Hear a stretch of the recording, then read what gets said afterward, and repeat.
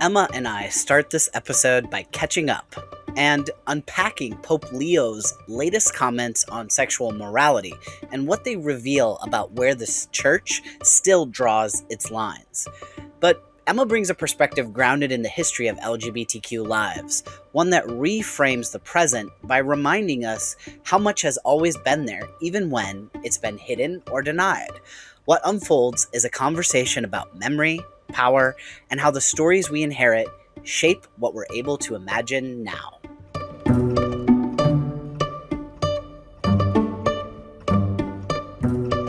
You're listening to Whiplash, a listener-supported podcast exploring Catholicism through the lens of queer liberation theology. I'm Max Kuzma, a transgender man and columnist for the National Catholic Reporter and board member of Dignity USA. Thank you to the paid Substack subscribers who make this work possible. Today, Emma and I start this episode by catching up.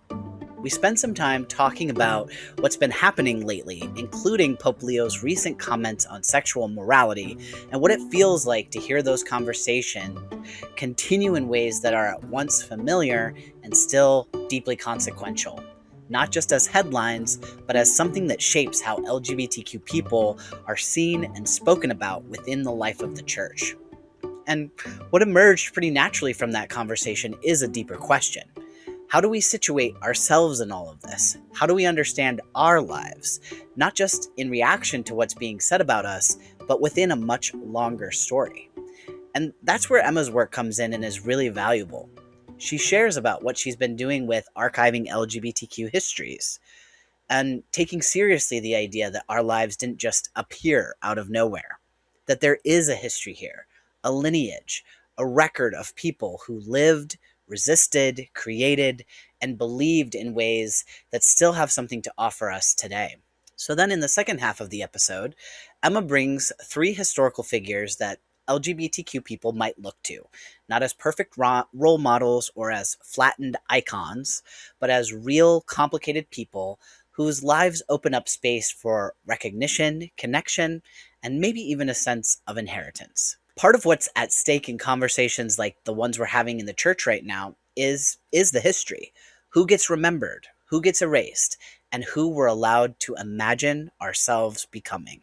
Well, Emma, it is so great to see you, and I'm so glad to have you back on Whiplash for a special episode. Thank you so much for having me. It's wonderful to be back and wonderful to be talking again. I love it. So tell me and tell our listeners, what are some projects or some things that you have been involved with lately? It could be things that you're writing for various places like NCR and elsewhere. It could be some of your own projects on Substack. I would love to share with everybody real quick. Absolutely. I really appreciate it. So, for me, as of late, the big thing for this year is myself and Kate Carroll of Dignity Philadelphia applied for and got a grant to conduct a subset of the Queer and Catholic Oral History Project that's focused on documenting the histories of elders and any community members within the Dignity Philadelphia chapter.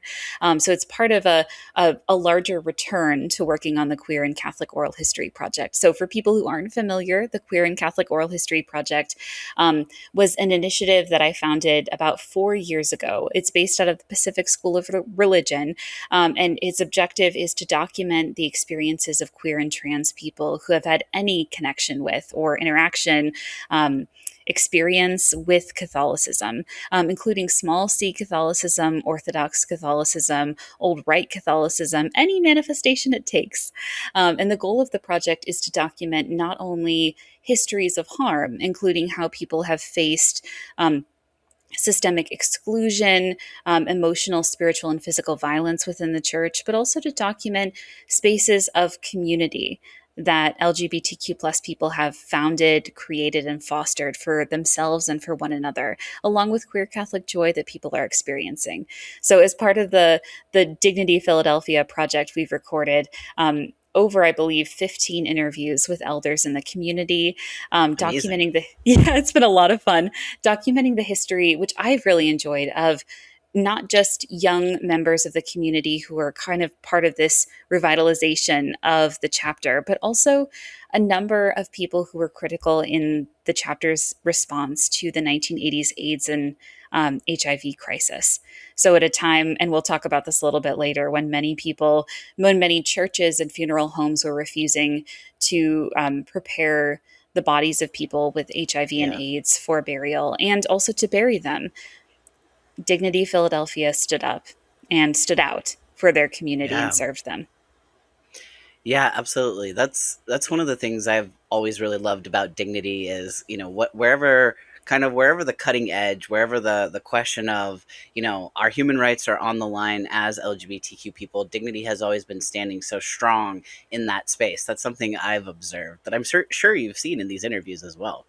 Absolutely. I can't tell you how many wonderful conversations have talked not only about the number of lay people who were ministering to the community, including at their storefront in Philadelphia, where they were founding and fostering their community in the early stages, right after it transitioned out of people's apartments, holding mass at people's apartments on the weekends, but also thinking about the wonder and importance of like gay Catholic priests who saw themselves in Yeah. people with HIV and AIDS and in nurturing for people who felt lost, abandoned by their families and communities. Some weren't.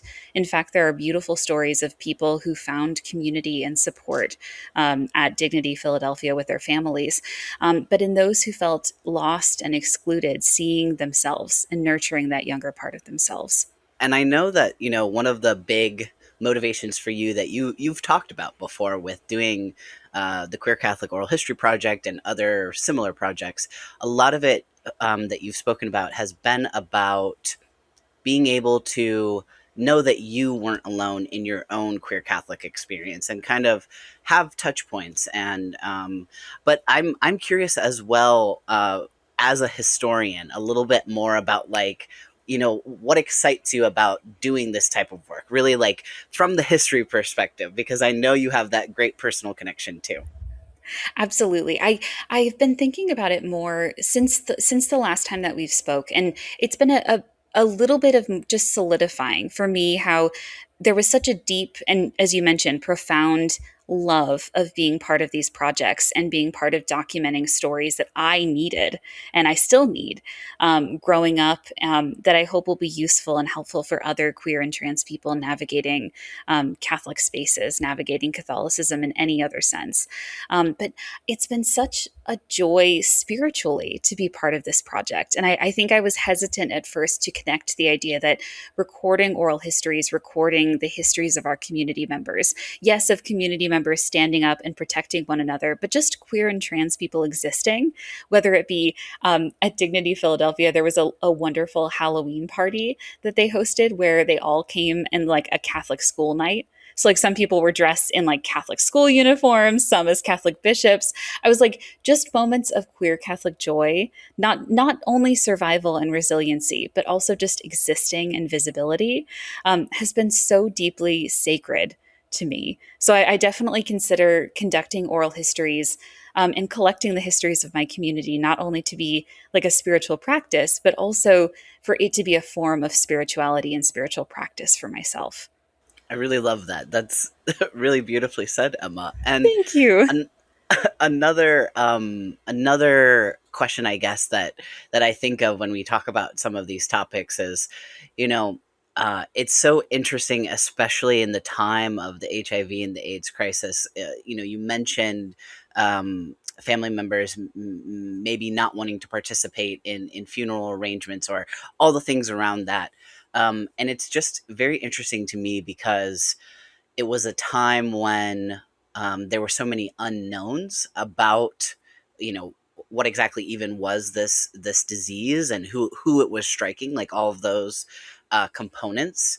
And it's interesting as well with the topic of clergy, gay clergy. Um, and just kind of all the aspects of how the closet functions and kind of secrecy and all these related elements. And I think of like Father Tom Odo, and Tyler Bieber's great book, Against the Current, who I had on the show as well to talk about Father Tom's life, and really just thinking about the contrast between what that landscape was like then and the different issues that were of that time compared to today, because it's as someone living in it now today, it feels almost impossible to not have some comparative element. And so I guess the question that I'm leading towards here is, I think, maybe just some of your own reflections on what it is like to be deeply immersed in the past in many ways, and seeing the ways that different civic issues were coming up, and how people were responding to them, in a civic way, legal way, but also in a church way, and kind of just, yeah, like, what is it like for you, to hold kind of our current moment and be immersed in this history at the same time? You could not have asked a better question. And it's thinking on my mind of this upcoming Sunday. So we're currently recording on Friday, April 24th. So on April 26th, it will be Lesbian Visibility Day. So it'll be the conclusion of Lesbian Visibility Week. And I always think about at this time, I've been thinking about the importance of intersectionality in this moment, especially as someone who is working in a quasi federal institution in the federal government right now. There's a lot that is happening that reflects a much deeper and more sinister history. I sometimes have talked about in our conversations the Lavender Scare. So it was a time during the 1960s, during the height of McCarthyism, so 1950s, 1960s, when a number of LGBTQ plus federal workers were fired on the grounds that in just being LGBTQ plus and just having these identities, they were a risk to the federal government. And very much we witnessed that. We are still witnessing that here in Washington, D.C., and in all federal institutions, specifically last year with the rise of firings for people who were working in DEI positions, which were mostly people from marginalized communities, including LGBTQ plus people. But I also want to call out and highlight that most recently there was notice that the Office of Personnel Management is requiring asking insurance companies to provide information on federal employees that they are insuring. And the concern is that that will extend to providing information on whether people have had abortions, whether people have had gender affirming care, that very much would violate HIPAA. So I think about in this moment, it's both exciting and terrifying, and exciting again, in that being here in Washington, D.C., I get to witness some of the coolest works of protest art and get to write about them. I would think about the Trump Epstein birthday card, the Titanic statue, the the beautiful golden toilet that appeared on the Lincoln Memorial. But at the same time, that protest art is responding to a very real, very nascent problem. And what I'm witnessing is very much history, but history in the sense of the harm that my community has once seen before is witnessing again. And I think it's also really important to mention that now is a critical time that people show up and show out their support for people. It's often, and I'm witnessing, especially in federal government spaces, and again, I'm not a federal employee, that there's often the idea that in staying silent, in staying quiet, in not causing a stink, people will stay safe. But as we've noticed, neutrality doesn't really exist in any of these consequences. I would argue neutrality doesn't exist at all. Especially when it comes to LGBTQ plus rights. But more than anything, silence will not protect us. Silence hasn't protected us. Not now, not ever. And something I also think about with the example of the past, specifically like this period we're talking about, kind of around HIV and AIDS, I think a lot about, and dignity at the heart of this as well, this idea of the interfaith coalition building. Because we know that the rise of the far right was very much built through alliances, most notably, I believe, from the evangelical far right and the Catholic vote, which that has been a very exciting recent turn of events, with the president attacking the Pope in long social media posts, and then the infamous him posting a picture of himself where he appeared to be Jesus. The president did that. um, Just kidding. He was just a doctor. he was just a Heavy doctor, or sarcasm. as Caroline Levitt said, the image was doctored. So somewhere along the line, Okay. the doctor slipped in there, I think. Um, but yes, this role and this importance, I think, of um, like seeking out and building these coalitions and looking for the allies, looking for the helpers, because it can feel, I think a lot of the silence is driven by the fear of, like, I'm going to be the only one and then all the consequences will rain down on me. But so much of liberation, not just in fighting for rights, but many different areas. I'm thinking also of like working class solidarity. Like, how do we change things so that the billionaires are not just scraping everything off the top? Well, there are a lot more people beneath the billionaires than there are billionaires, and like, if all of those people are able to see past sort of the deceptions and the illusions of our separateness, like this idea that you know anything like identity politics or being trans, these are like these huge issues that that's not coming from reality as much as it's coming from, I have power and I want to keep it, so I'm trying to keep you guys divided. I may be veering way off here into many different buckets, but I feel like these issues kind of are all touching on kind of some of these themes that you and I are talking about right now. 100%. And I very much grew up with the perspective, and I think coming from knowing like working class solidarity, that together, only with a community, only together in action can we achieve things. One of the movies that I watched all the time growing up, which was A Bug's Life, and there's a monologue by Hopper in it. And it very much, of course, when Disney a couple months ago had posted the official account, what represents the current moment, and people had posted this monologue. Hopper, who is the head of the grasshoppers, who's kind of oppressing and exploiting the ants, says, "You let one ant stand up to us, and they all might stand up. Those puny little ants outnumber us 100 to 1, and if they ever figure that out, there goes our way of life. It's not about food; it's about keeping those ants in line. That's why we're going back."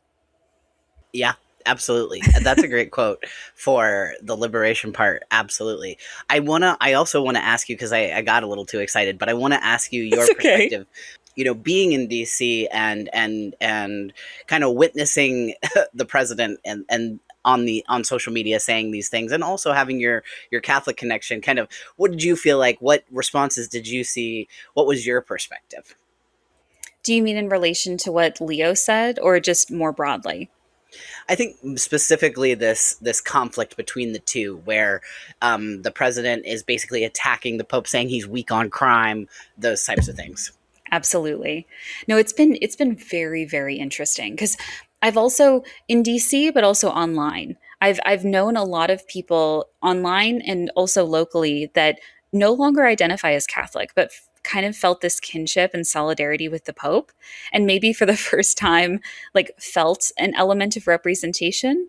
Often, I put in context because historically, like white Catholics from like the 1980s with coalition building, like they wielded an intense amount of political power and authority. And so, because of that, there's been a level of security, a level of privilege that I think, like J.D. Vance and other far right Catholics, including Steve Bannon, have wielded. And it's provided a sense of safety for a lot of white Catholics. But I think the big thing about this conflict has been kind of shaking those foundations. It's a reference back to, as you put in your wonderful post, and as we've talked about here, that there's a deep history of anti Catholic tension in the United States that comes from like Protestant nativism that a lot of people hadn't thought about or thought didn't exist anymore.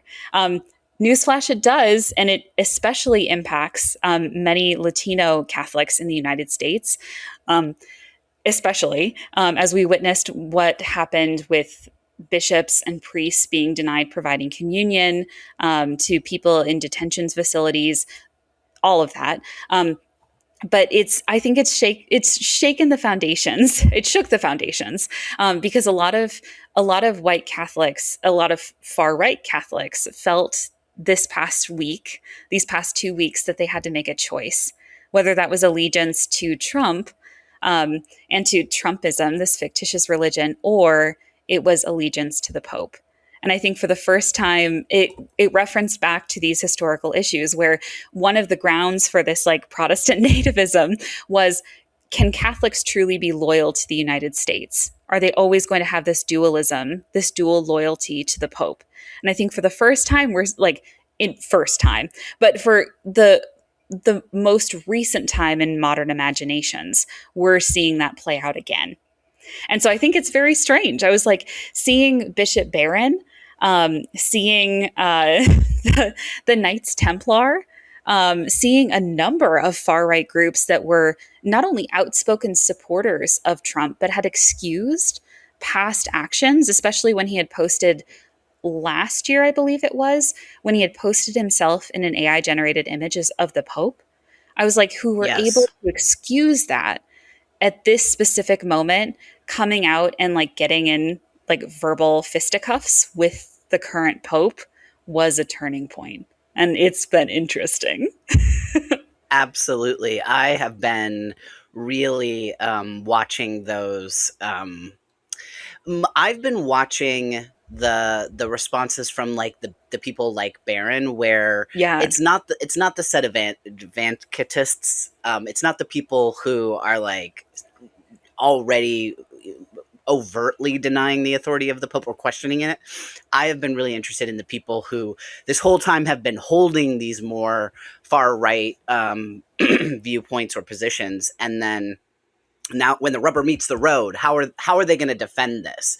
And you mentioned my essay, and basically I was arguing that like that is what Theobro Catholicism is. It's, oh well, I'm super hyper rational, I'm my way of thinking about it is super logical, and the Pope, and that's how you get JD Vance saying the the Pope should stick to matters of theology. The audacity. As if My good man. it was Seconds so from bizarre. excommunication. Yes. And actually, today I just saw a post. Now, this is not exactly, well, actually, it is connected. So, this was a post by First Things, and I didn't actually read the whole essay, but the post I'm referring to is a post that they put on social media, and it is a quote from an article that they released. And I believe I'll just read what the post says. So Yeah. it says, Catholic bishops empty moralizing, which I believe is what they titled it based on how they formatted it here. And the author is R. Reno. And here's the quote. Rather than frame a cogent moral argument, too many Catholic leaders, including popes, use, quote, human dignity as an all purpose warrant for their favored policies. I fear that over time, this rhetorical posture, deployed to support positions that are self evidently illogical, will discredit the concept of human dignity itself. And I think I can think of no better quote to summarize what that Theobro mentality is. Just put that quote next to the picture of Pope Francis meeting anybody from a Yes. marginalized community. It's just immediately obvious what is the more Jesus like approach, a posture. That quote is so has such a tone of superiority. Like, it's just this whole thing of, well, I know better than you. I know better than the Pope. I know better what Catholicism is. And that is so antithetical to what Catholicism is actually about, what it is historically about, what its theological traditions contain within it. And so I think it's just wild to see this showdown in such a clear way, like you said. Like, I really liked how you put that, of like, this is not the first time something like this has happened in America, but certainly in our lifetimes this is the main event of it happening. Absolutely. And it makes me think of two things. One being just hearing that quote, it's I think I'm hoping will be like a dissection point away from understanding that I understand where, from this person's perspective, the Catholic use of the argument of human dignity, and I don't agree with it, has been used to argue for a political stance. That is false. But in many ways, if we are to follow down that path, in what ways can we achieve things by deepening our understanding of human dignity? I'm not saying this is a way to challenge bodily autonomy and access to reproductive justice. I'm thinking about the ways in which this connects to LGBTQ plus people. This is such an incredibly important way. So if we deepen our understanding of human dignity, this must fundamentally include the protection of the very people that theobro theology challenges. And I think my second thing was that what's been interesting online is seeing the number of crusader bros who basically have like held the line, which is weird. Like very much I think Trump, whether or not he knew it was a political gamble, miscalculated, because a number of crusader bros who I do not agree with in any sense, basically who were just itching to go on crusade, are like, Pope Leo, you just say the word. Like, and I will take up arms. I will take up arms. And I was like, So they took the Pope's side, is what you're saying. they did. A number of them took the Pope's side and basically said, and in like very clear language, a number of these Crusader bros saying, yes, I am Catholic first, America second. And I was like, interesting. Not, and it's not universal. The plot I know that thickens. I know there are some people online who still are like, no, I side with Trump. No, I side with Vance. I understand this, but there are a number of like Crusader bros that said, it like feeds into, I think, this like Catholic persecution complex, where I think, which is problematic, because there is real like persecution against immigrants and people of color in the United States. But for white Catholics, they were like, this is my moment. Among the like early 2000s kids that were like, I will be like asked whether or not I'm Christian or Catholic in this space, and maybe I'll be martyred for it. This was their moment. They were like, well, of course I'm a Catholic first, American second. So it was interesting.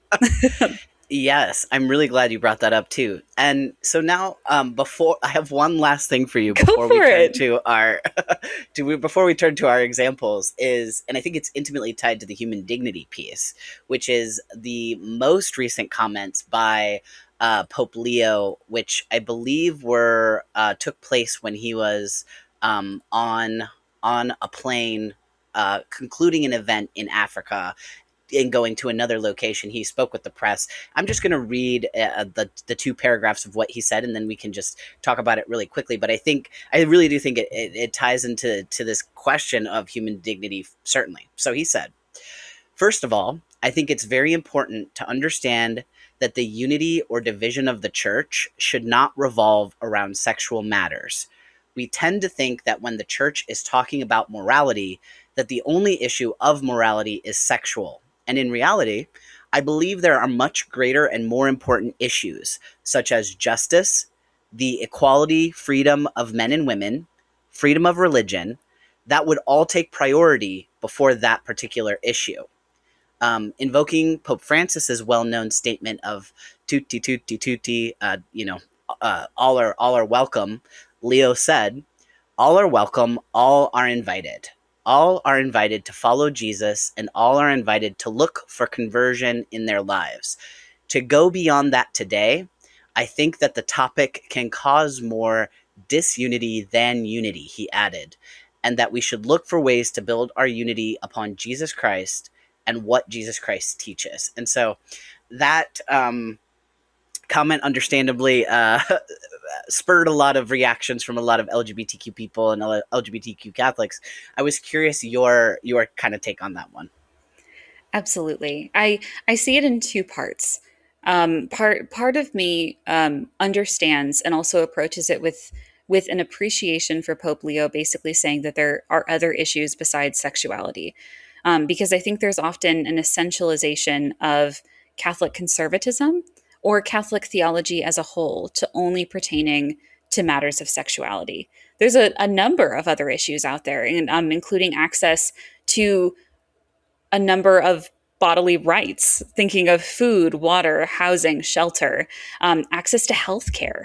is such a fundamental right that I think is threatened in the United States with modern healthcare issues and threatened with modern campaigns and legislation against gender affirming care and reproductive justice. Um, but at the same time, I think I understand his perspective, but I also hold off hesitancy of the argument itself. If it had just been the first piece of saying that sexuality isn't the only piece of morality that we're discussing, the only thing that we're thinking about, um, I totally agree.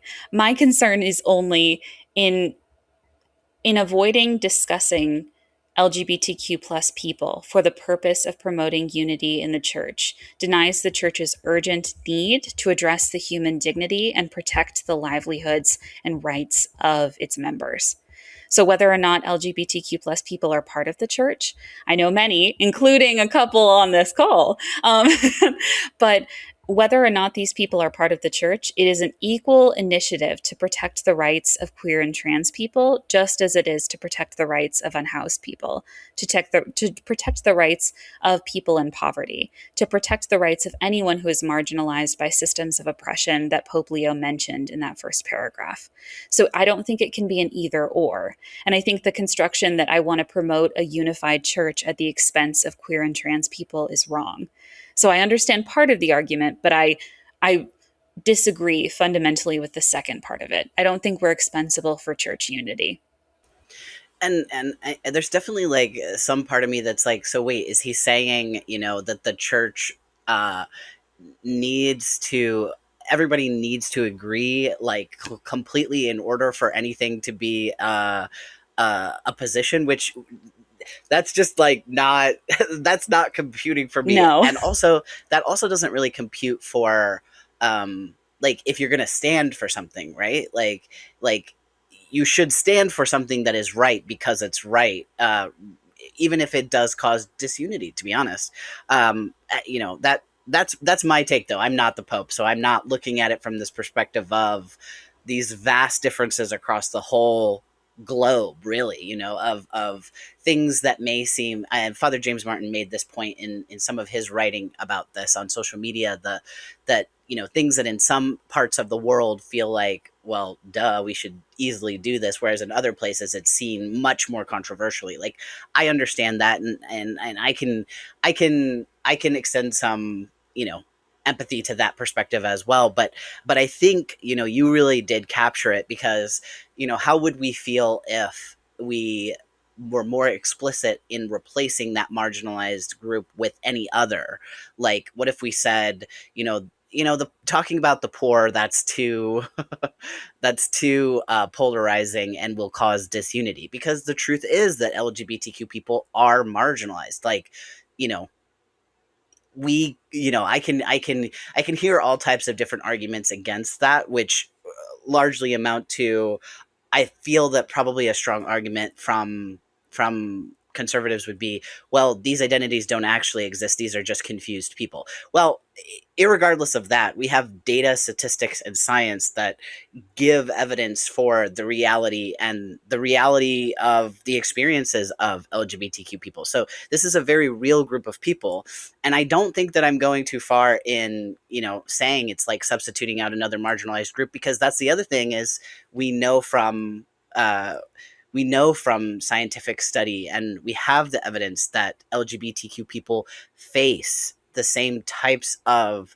material issues that other marginalized people do, partially because of the intersectional aspect of LGBTQ identities. It's not just that you are gay and that's the only thing about you. It's that you are potentially a Black transgender woman. So you're already in a marginalized community, and then you already face extra scrutiny because of your trans identity. So I got a little bit excited there to to go No, into all that. I think that's great. Yeah, I just think that, but to circle back to like his main point, um I feel conflicted, I think, is my main feeling, because, um like I said, I can understand what it's like to try to be at the helm of this ship where everyone is fighting.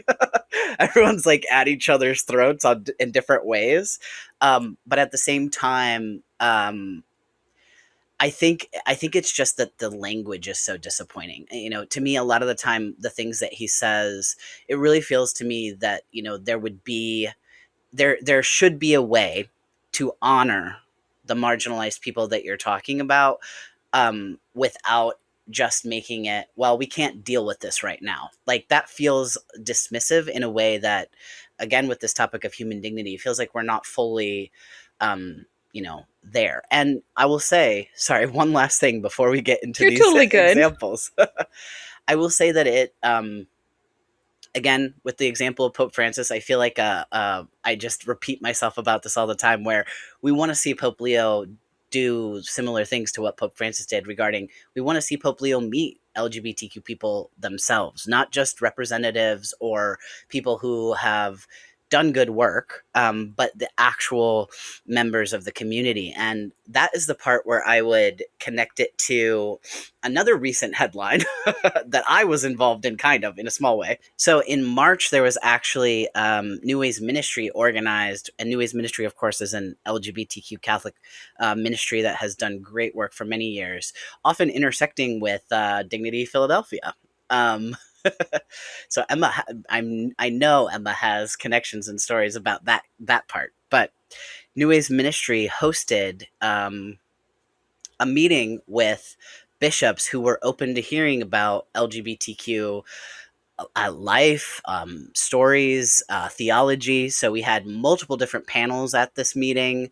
I attended and spoke about my experience as a transgender person, and on that panel we had someone who was speaking about gender ideology. So kind of taking it apart and talking about why this is not actually something that basically is not a real cause championed by LGBTQ people, but rather just like basically a conservative far right talking point. And then we also on that panel had an endocrinologist. So it was, just on my panel, a powerhouse of information being provided to these bishops. And, and we had other panels as well. We had one about gay and lesbian priests. We had one that was just about theology from an LGBTQ perspective, and we had one about pastoral ministry in different forms. So we had someone speaking about that from an educational perspective, from working in a Catholic high school, to the perspective of um, someone who does that in a more parish oriented avenue environment.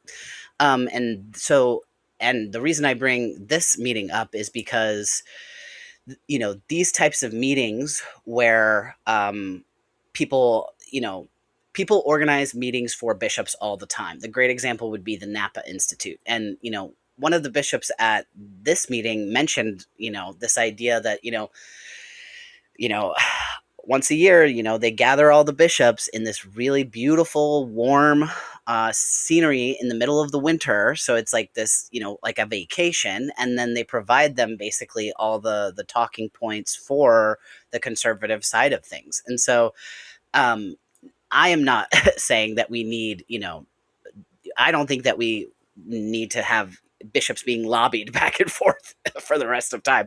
I'm saying what I really appreciated about the meeting I attended was the fact that it was the opportunity for that face to face, and also for the bishops to be able to ask questions and interact just as people. There wasn't this sense of clericalism, or the sense that the bishops were like way untouchable and detached from us as participants in this meeting. It was a very my quote that I said that Frank put in his article for NCR about the meeting. I said it was like fraternal, which I think is very true. And so, just to tie this all together, I know that was kind of a lot of different directions, but I really do think that pastoral thing, that pastoral approach, is the only way we're going to get anywhere. And I know the Pope himself has a million things going on, but I want to see him I want to see him making that time. And even if he has to do them as private meetings, and even if he has to meet with people, because even Yeah. Pope Francis had that beautiful friendship with Juan Carlos that was largely private. He told Juan Carlos, yes, you can speak about this. I want you to share about this. But it began in many ways with this personal friendship that they had. So yeah, that was a that was a lot of different things. But any final words before we go into the historical figures? I think that's perfect. I don't think I have any specific ones other than to say my encouragement, my hope for Pope Leo is that he will continue to lead through action just as Francis did. I think we saw over the past 2 weeks how he held the line very much of maintaining the church's stance of protecting the rights and the lives of immigrants in the United States and abroad, and also calling out war as inherently destructive, exploitative, um, deadly in every sense of the word, in every sense of ecology, every sense. And so I appreciate that Pope Leo is continuing on that tradition, but I hope that he also continues the tradition, as you said, of connecting personally and communally with gay, lesbian, queer, trans, and intersex people. Absolutely. And thank you, Emma, for listening to my rant. I know, I love it.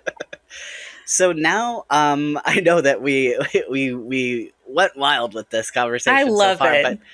I would love to hear from you. I had asked you in a text message. I said, Emma, what are some historical figures that you think are good role models or examples or people to know for LGBTQ Catholics? And so, why don't you share with us about them? Absolutely. It was a great invitation and one that got me thinking. I will say that at the place that I work and in my community, we've been sharing small little emails, little like semi blog posts in honor of specific days of celebration or remembrance for the community. So it's been a great reflection of what exists in historical collections that represents lesbian people, what exists to represent trans and non-binary people, what exists to represent all of these different communities. And often, as I find, there is little to no information because of historical erasure, but what we find that exists and what people are collecting brings so much joy. And in finding those stories, we find lessons of survival, resiliency, community, solidarity. And I'm really excited to share 3 stories of 3 people that I think will be especially impactful and have resonant lessons for today. So I'll dive through and then I'll Perfect. pause a little bit after Sounds each good. one. So the first person I want to mention is Polly Murray. So some of these names might be familiar to you as we go through, but not all of these people were Catholic. But many of them, in fact, all of them, had deep spiritual lives and connected their legacy of service and devotion to the community to their spirituality. So to start off, born in 1910, Polly Murray was a civil rights activist, lawyer, and later in life, an Episcopal priest. So she first protested for equal rights when she sat in a whites only section in a Virginia bus with her friend in 1940. Both were arrested for violating segregation laws at the time in the state. But this moment, along with her work with the Socialist Workers Defense League, led her to pursue a career as a civil rights lawyer. She attended law school at Howard University and was the only woman in her class and graduated first in her class in 1944, but was denied the chance to continue her studies at Harvard University because of her gender. She described this prejudice against women within the Black community, which itself was facing outright bigotry, as Jane Crow, a nod to the Jim Crow laws of the southern United States. As a civil rights lawyer, her book, States' Laws on Race and Color, was described as the Bible of the civil rights movement by Associate Supreme Court Justice Thurgood Marshall. And later in life, surprising to many people, Murray became an ordained priest in the Episcopal Church in 1977. She was one of the first women to be ordained and the first African American woman to be ordained. But it's important to note that, as modern queer scholars argue, her writings indicate that she experienced gender dysphoria. a common experience for many transgender and non binary people. And some even go so far as to claim that if born today, she would have identified as a trans man. In fact, in her adolescence, she would pass as a young boy. What Murray realized and experienced, as many women, people of color, and trans people, especially trans people of color, do, is that people who themselves experience marginalization can and often do further police and marginalize others out of their communities. They perpetuate the harms that they themselves have experienced and continue to cause. And as Murray experienced throughout her life, and what I hope people take away from her story, is that forces of marginalization are all interconnected. Gay liberation is trans liberation, is Black liberation, is immigrant liberation, is disabled liberation. We cannot dismantle patriarchal systems that deny us bodily autonomy or systems that enforce racism, colorism, ableism, without also dismantling the gendered expectations, bodily policing, and transphobia at the heart of policing bodies in the United States. It's one thing that I reflected on this past Lesbian Visibility Day in a piece, or this upcoming Lesbian Visibility Day in a piece for the Washington Blade, about the importance that lesbian and queer women provided for the feminist movement that very much at its beginnings was suffering and still continues to suffer from an emphasis on foregrounding the experiences of white cis straight women. Absolutely, and I think that that ties in so well to what we were talking about earlier of how just the existence of queer and trans people is intersectional in and of itself. So clearly, yes, the liberation piece flows directly from it, and I really like that you selected that person, Emma.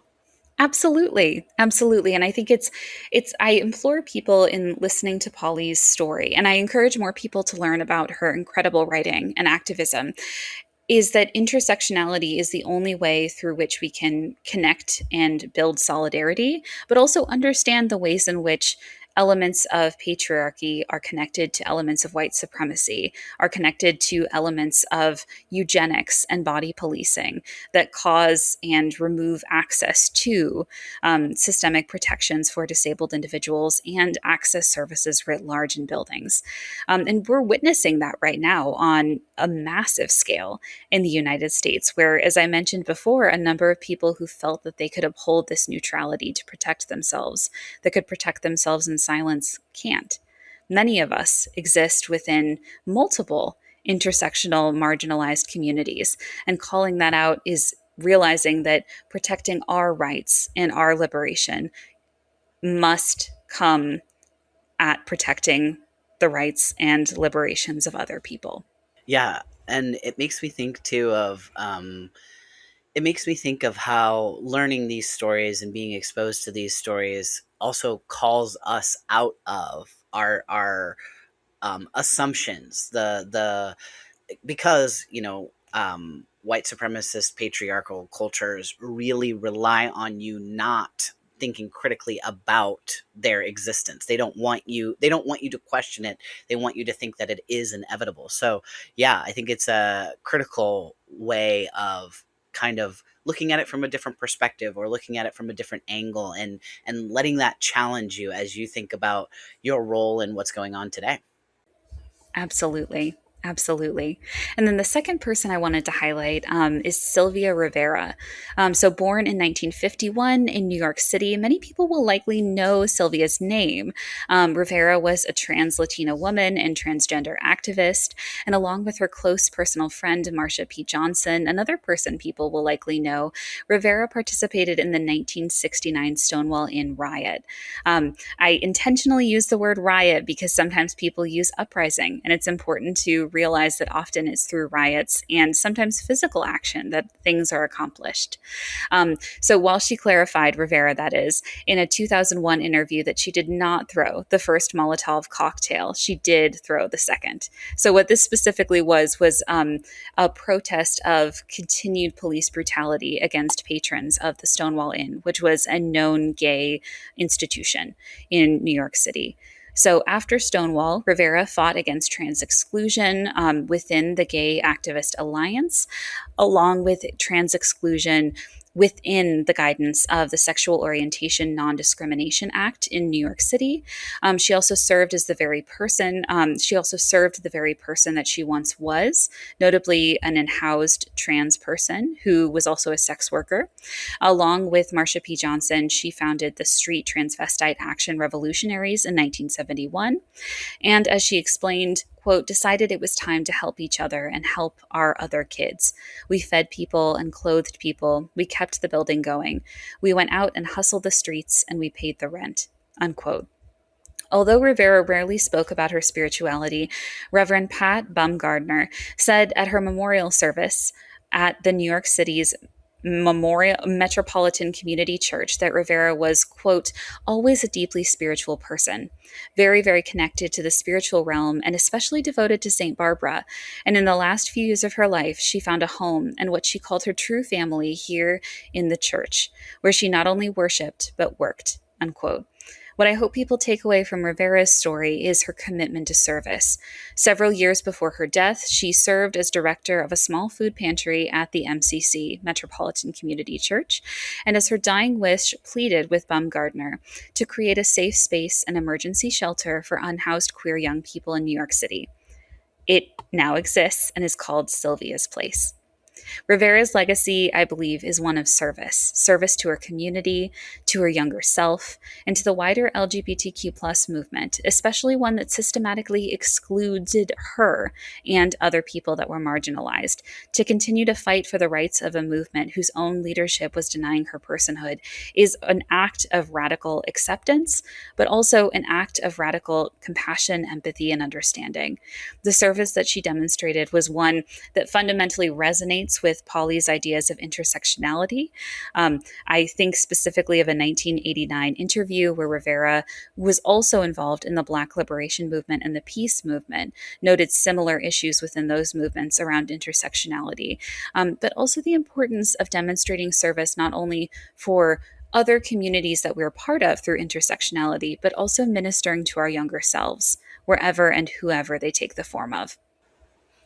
Yeah, and one thing that I love about her story as well, the connection to the MCC, the Metropolitan Community Church. This kind of goes along the lines of the coalition building and being able to see who else is doing good work, because the MCC, I think, is 1 year younger than Dignity. So Dignity is one of the oldest LGBTQ faith groups in the US, and I think the MCC is like right after that, like a year later. And I know that throughout these histories as well, there have been overlap and there has been coalition building between the two. When I was starting my transition and I lived in Mobile, Alabama, an MCC church was one of the first places I went and found welcome. It was very revelatory. I mean, there's definitely the cultural difference between growing up Catholic and having this kind of maybe a little more uptight idea of what church is going to be like. When you walk into an MCC, it's just the opposite. It's very much like this is the church potluck feeling, but for church, and a big choir that is like all on the altar, and everyone just so welcoming. And also the thing that stood out to me the most, I think, was they had a rainbow stained glass cross in the front of the church, and I just was so, I was like, so this is what happens when we are able to put a focus on, in an honoring way, of a community that is so often neglected. And so yeah, like, and I hear that strain in everything that you've said about Sylvia's life as well, in the things that she focused on and the causes that she championed. I would be remiss not to mention Tourmaline's book on Marsha P. Johnson, in which Sylvia is a character. I love that book. It's a fantastic resource as well. But yeah, that's just some of my response. I love it. I love it. And I totally agree. There's something incredibly powerful about Sylvia's story, and also realizing and recognizing that she was a deeply spiritual person. It was a discovery for me. And it was very much through writing an article about a memorial service for Sylvia. That was many years later, after her memorial service in 2001, that I first learned how deeply spiritual she was. And in fact, even after she passed from liver disease, she was cremated, and her ashes were kept in an urn in the minister for the MCC Church's office, and they are continually paraded into the church space for every single service so that she continues to remain Wow. part of the community. That's really beautiful and a really good example too of, it's so a lot of extremely fundamentalist religious people are so quick to want to erase LGBTQ people, and yet, and yet, we often have this beautiful spirituality that we want to express and that can be expressed when we find those welcoming communities. Absolutely. Absolutely. And then the third person I wanted to mention is a Michael Fallon Judge. So I know that we've written about Judge before, but I think his testimony is especially important. So Judge was a Franciscan friar and a Catholic priest who served as chaplain to the New York City Fire Department. He became the first confirmed fatality of the September 11th attacks in 2001, but he was born to a devout Catholic family in Brooklyn in 1933, where he first learned about the Franciscans after his father's untimely death. He was trying to make ends meet, and he began shining shoes at the New York Penn Station and visited St. Francis of Assisi Church right across the street.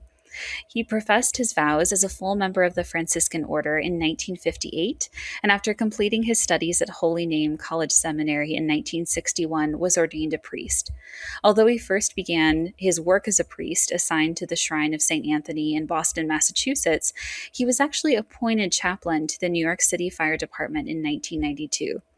Alongside ministering to firefighters and their families, including 16-hour days, he offered prayers and support during some of the worst disasters, and he was well known for his ministry to people with HIV and AIDS. Unhoused individuals, people who were alcoholic. In fact, like himself, he was a former alcoholic who became sober in the 1970s with the help of Alcoholics Anonymous, and LGBTQ plus individuals. A particularly profound moment of his life was depicted in the 2006 film Saint of 9/11, when he showed empathy and love for a man who was dying of AIDS. When the man asked if God hates him, Judge responded simply by picking him up, kissing him, and silently rocking him in his arms. Judge went on to start an active AIDS ministry at St. Clair's Hospital, which had established the city's first AIDS ward in the eye of the storm. At a time when churches, as I mentioned earlier, and funeral homes refused to prepare the bodies of people with AIDS for burial or even to bury them and provide proper funeral rites, Judge presided over funerals and counseled other Catholics. And unlike other allies who showed their support privately, Judge showed up at pride parades and other LGBTQ plus events as a visible supporter, and as we would later learn, a member of the community. In fact, sorry for going on, after the dubious Halloween letter that we've talked about before that banned Dignity from meeting in diocesan churches, Judge actually continued to welcome Dignity, of which he was also an active member, to the Church of St. Francis of Assisi. He welcomed Dignity's AIDS ministry to his church at a time when many Catholic parishes closed their doors to avoid controversy or potential backlash. This compassion continued, as many people know and as has been depicted on film, on September 11th, 2001, when Judge rushed into the World Trade Center after he heard about the attacks. He prayed for the city and its victims and then boldly entered the lobby of the North Tower, which was a temporary emergency center. There, he offered aid, emotional support, and prayers for those helping the injured and for the dead. He was killed when the neighboring South Tower collapsed and he was struck by debris. And in fact, his body was carried out by 5 people, the photo of which, depicting his body being carried out, was considered by Philadelphia Weekly an American pieta, and it became one of the most recognizable images of the tragedy itself. What I want people to remember about Judge is how he ran towards trouble rather than away from it. I want to emphasize that although Judge never came out during his life, his commitment to minister to the injured and the dying during one of the darkest days in American history is a testament to people who continue to show up even in bad times, not just good ones. I think it's especially important after what we heard from Pope Leo this week that neutrality won't protect any of us, and it's only in connecting and affirming the dignity of queer and trans people that we affirm the dignity of everyone.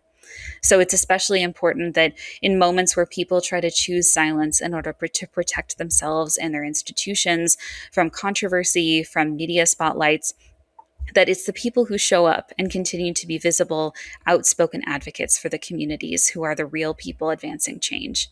And people can read more about his story in Sarah Prager's Queer There Everywhere. It's a collection of profiles of queer individuals who have shaped the course of history. Prager actually recognizes Judge as one of these people, in fact, as a saint of, for, and by the LGBTQ plus community. That's so beautiful. And I have a comment that isn't so much about himself, but to kind of to the last point that you were making, and to this idea of Catholic churches that did close their doors to dignity or during the AIDS crisis, as you say, to avoid controversy. Um, it's so interesting because that is another one of those repeated examples or historical rhymes that we see. We see this movement towards essentially, I think, assimilation. I think a lot of it is, uh, well, in order to maintain our image, our idea of what, the nuclear family is, this cisgender heteronormative narrative of like what our society is supposed to look like, our white evangelical Protestant American society. We have to kind of we have to you know not go to the level that Jesus would go. We have to not be out there meeting people and being with people. We have to kind of hold back and try to protect ourselves. And as you say, I don't think that it. I don't think that that is a winning strategy, not just for your own protection, because this is one of those things where if you allow human rights violations to be done to one group, these are just going to continue. Like that's kind of there's a poem like that, but also it's just true. Like you have to draw a line somewhere. You have to have a sense of what are we standing for. And yeah, so I really appreciate you sharing these three individuals, Emma. And are there any other resources that you would like to mention for people to either find out about these people or to see other examples? Absolutely. And I also reference for people who haven't read it, it's Martin Niemöller's. So he's a prominent Lutheran pastor in Germany. And so he specifically crafted the poem First They Came for the Socialists, and I Did Not Speak Out. So definitely read it because it's important. I also want to emphasize that it's literally what the Catholic Church has witnessed.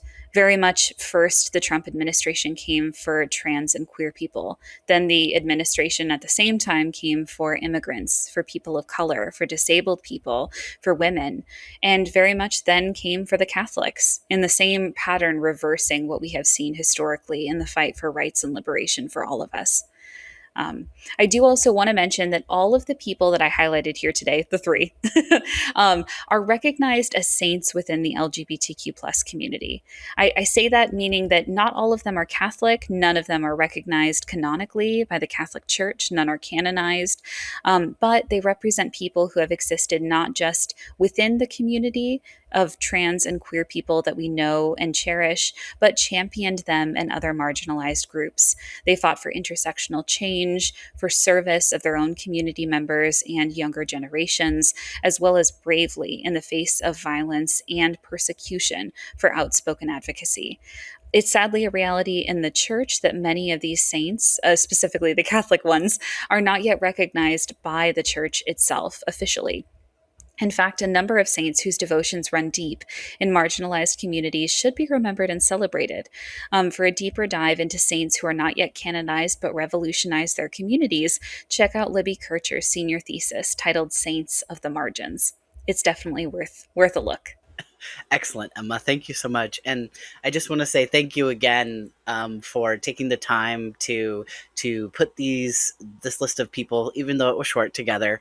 And also thank you for taking the time to share with me your thoughts on sort of the current moment. I really value your perspective, and I value the historical depth that you bring, and thinking through these things in a more zoomed out way. Because I think, for me, I've said this probably to you before, but for me, it makes me feel more in a more steady in unsteady times to know, okay, this isn't the first time our communities have faced certain issues. It may be a different format, but we've been through this before, and there are ways to build those solidarities, and we have these examples of people who have come before. Absolutely. And I also want to affirm that there is such a rich history of queer and trans people not only participating in, but also creating and founding their own religious communities. So if people are interested, look up the Public Universal Friend, someone who revolutionized American religion, but is often overlooked. And I also encourage people to know that, as you mentioned, Max, this is not the first time that Catholics have been called out, that people of color have faced persecution. It has never stopped for people of color in the United States, that women's bodily autonomy has been threatened. But in all of these specific situations, and holding together as a community, being outspoken advocates for one another, and recognizing that intersectionality and solidarity is the only way to achieve our goals, we've accomplished so many great things. The realities that we experience, the rights and privileges that many of us as queer and trans people have today, would be unimaginable to the people a generation ago. So I hold faith in the fact that I am my queer and trans ancestors' dream in everything that I have accomplished and everything that I will.